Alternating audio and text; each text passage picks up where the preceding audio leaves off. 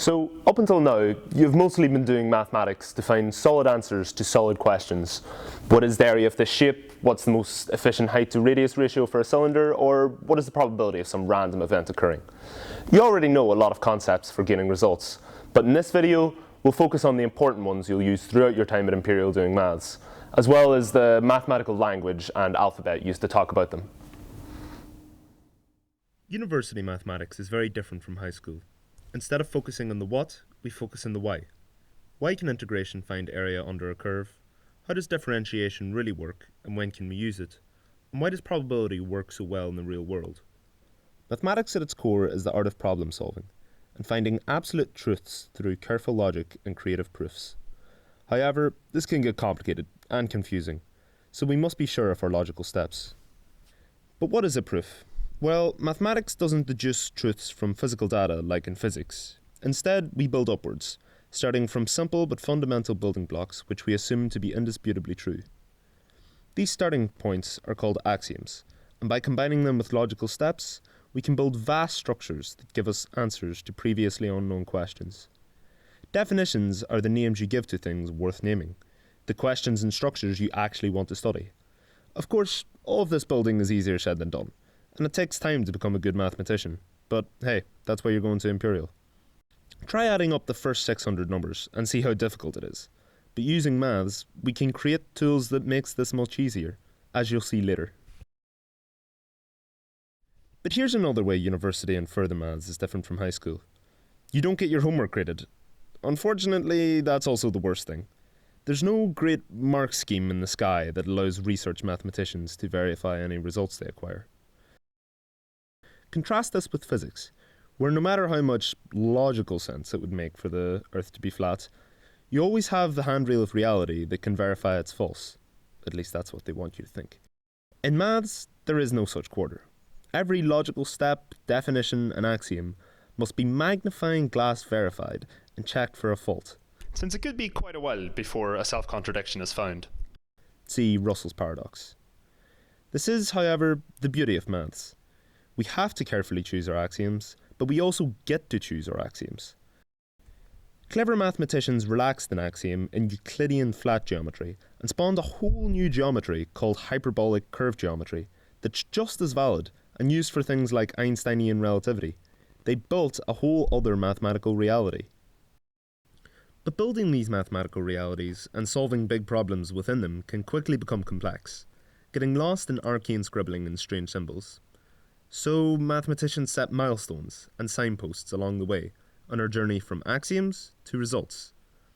The first of these milestones is the lemma. These are the common and semi-obvious nuts, bolts and nails that will hold your greater problem together, and you'll meet hundreds of these throughout your course.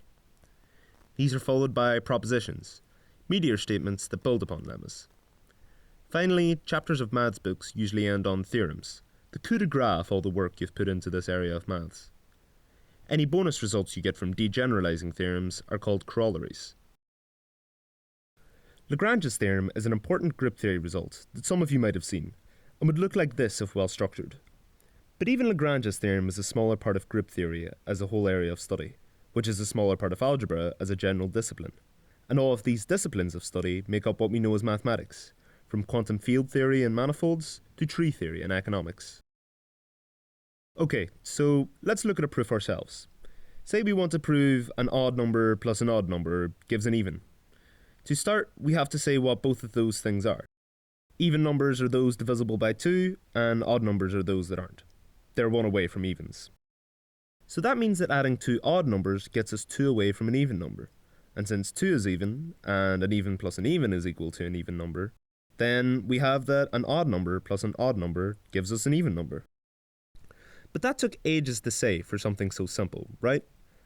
Below is this proof written out formally in English. But even then, it takes ages to write, and it's kind of hard to follow. So, to save time, paper and sanity, mathematicians created their own alphabets that work as shorthand for very common phrases we use in proofs. On the right is the exact same proof, no less valid, but written using the notation you will become familiar with in university. And yeah, it looks really cool too, especially when drawn on the whiteboards around the maths common room. Here are some important examples of useful notation.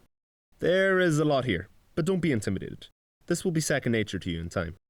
So let's see it in action. Take this statement written in Ma's notation. If translated back to English, this statement would read, for any inputs x and y, which are in the reals, whenever their images are the same, then the inputs were the same in the first place. This is an important property of functions called injectivity, but you'll see more of this in the next video. Caution though, the notation and convention can vary a lot from person to person. I mean, look how many ways you can write the time derivative. So your lecturer will make sure to say which version they will be using. We'll be using different notation throughout this series, so refer to the attached PDF for all the different kinds. It's also important to notice that the implies arrow only goes one way.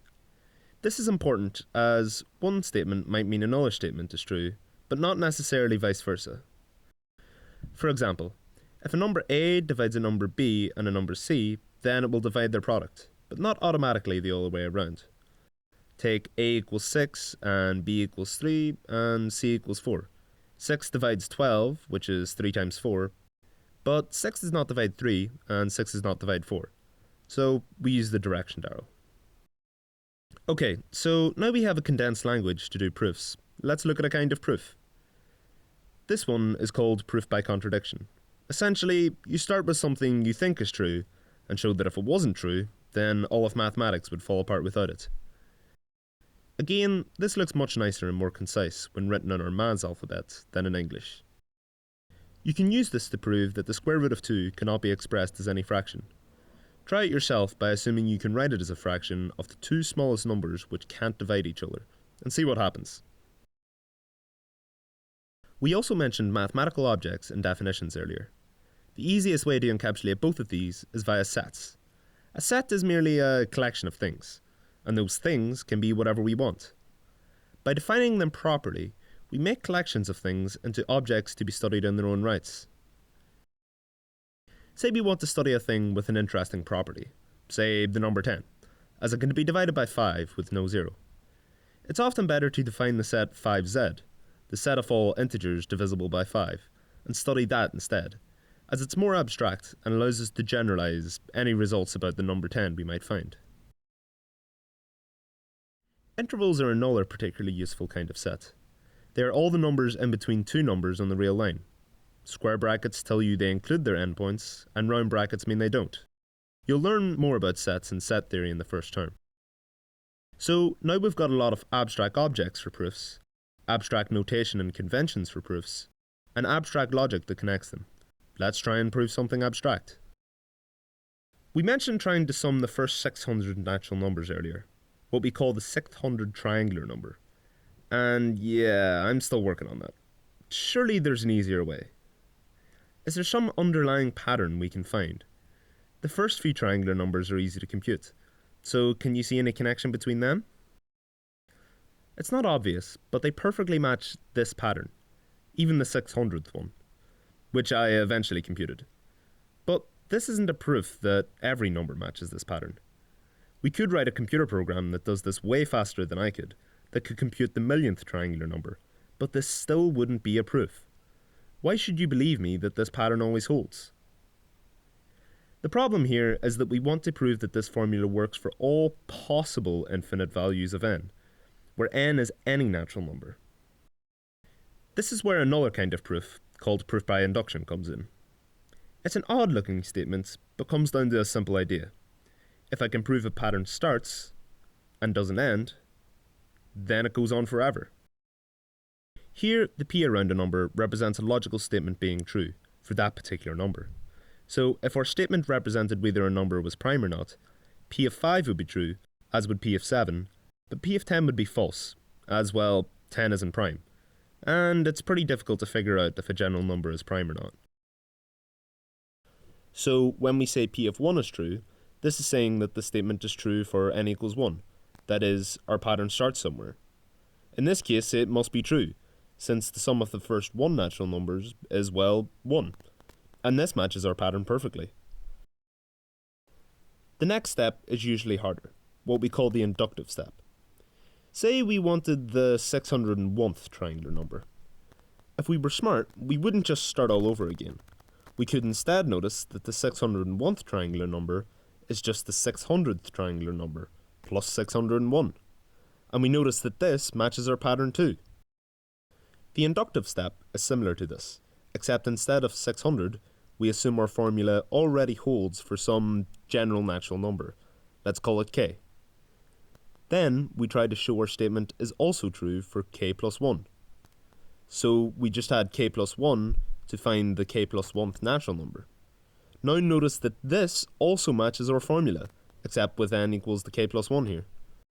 Once we've done both the base case and the inductive step, then we've proved our pattern for every possible natural number. But if you've never seen induction before, you might be wondering why this is a proof at all. How does this prove that 602 also matches this pattern? Well, this is just like setting up dominoes and knocking them over.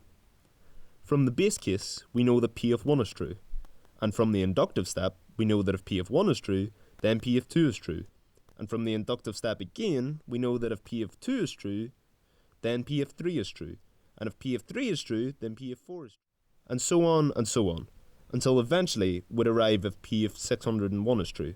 And since that is true, then p of 602 must be true. It is true that the 602nd triangular number matches our pattern. And this works for any number, not just 602, since we'd get there eventually using the inductive step. So now we see that I was telling the truth about the formula, since we have a proof now. It turns out that you should have believed me. But the geometric proof shows that, when involving area, why the formula is a quadratic in the first place. And you can see where triangles come into this also. Because of how abstractly numbers are defined, both of these proofs are perfectly valid, and you will see how being abstract with their definitions allow us to interlace pretty numbers and pretty shapes together in maths, and we'll see more of this in the next video, real functions.